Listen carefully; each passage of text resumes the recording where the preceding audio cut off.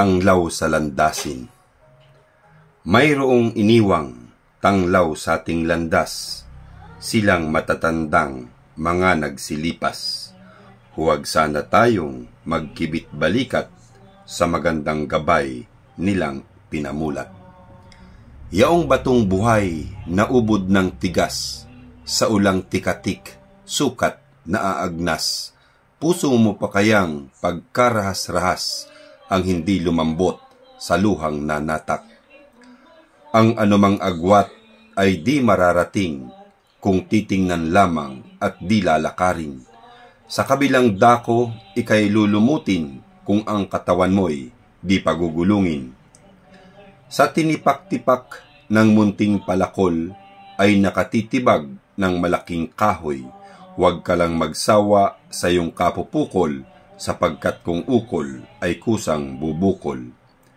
Yaong maliliit ay huwag maliitin, sapagkat sila ang siyang nakapupuwing, at ang malalaki huwag lulunukin, dahil sila naman ang nakahihirin. Talo ng maagap, yaong masisipag, ang maagap na may talo ng nagpuyat. Ang kaya mong gawi, huwag nang ipabukas, baka ang araw mo ay di na sumikat. Maliit na butas ang siyang nagpalubog sa higanting barkong mayabang at hambog, kaya't ingatan mo mga munting gastos na pwedeng humantong sa paghihikahos. At kung pawang hangin ang iyong itinanim, siguradong bagyo ang iyong aanihin. Minsay magbitin ka't nang may tingalain, subukang magsuksok at nang may dukutin.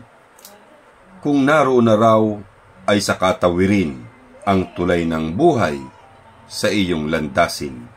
Anang iba namay, huwag mo nang hintayin, ikaw ay magutom bago pa magsaing.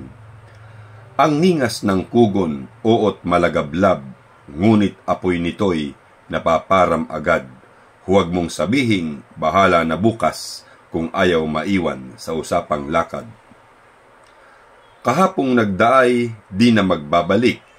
Bukas na darating, ating isaisip kung ikaw ay mayroon sa kakamagtipid upang di umiksi ang sinturong gamit.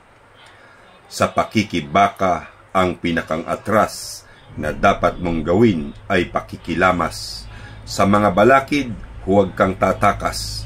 Harapin mo itong talino ang armas.